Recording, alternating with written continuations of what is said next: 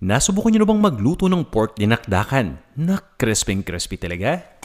Nako, garantisado mag-e-enjoy ka dito. Welcome sa Panlasang Pinoy. Ipapakita ko sa inyo sa episode na to kung paano ako magluto ng crispy pork dinakdakan gamit ang boneless crispy pata. Kaya kung handa na kayo, tara na, umpisahan na natin to. Pinapakuluan ko lang muna yung pata ng baboy hanggang sa maging malambot na to ng tuluyan.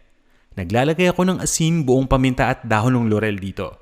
At pwede kayong gumamit ng pressure cooker para mas mabilis yung pagpapalambot.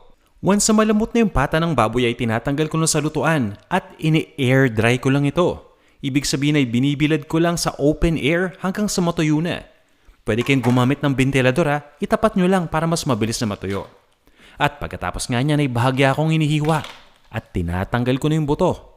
Mas mabilis kasi nating ma-handle itong pata kapag walang buto at mas mabilis at mas maganda din yung kakahinatnan after natin itong maprito.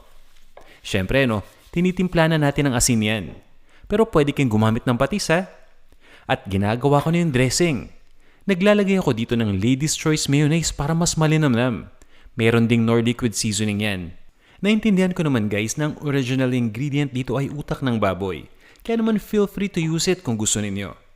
Naglalagay din pala ako dito ng white vinegar, pati na rin ng ground black pepper.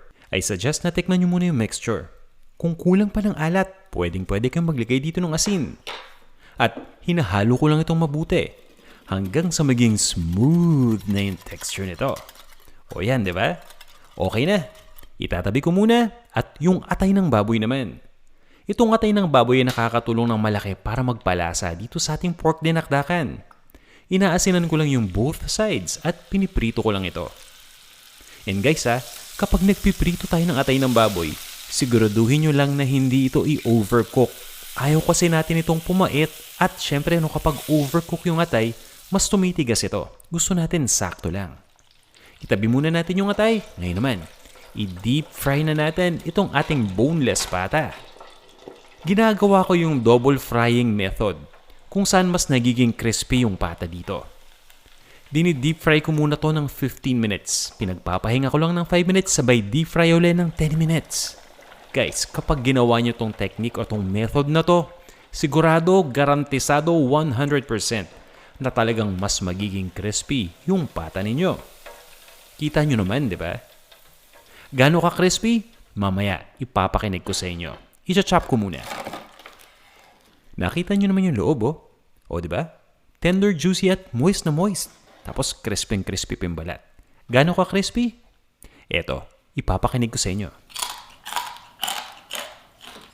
Guys, kayo na bahala humusga Itutuloy ko lang yung pag-chop dito sa crispy pata at ini-slice ko na rin yung pork liver. At here goes the fun part. Pinaghahalo ko lang lahat ng mga ingredients sa isang mixing bowl. Nandiyan na yung crispy pata, yung pork liver. Naglalagay din ako dyan ng yellow onion, ng sili, pati na rin ng dahon ng sibuyas. At bahagya ko lang na tinutos yan. Siyempre pa, gumawa tayo kanina ng dressing, di ba?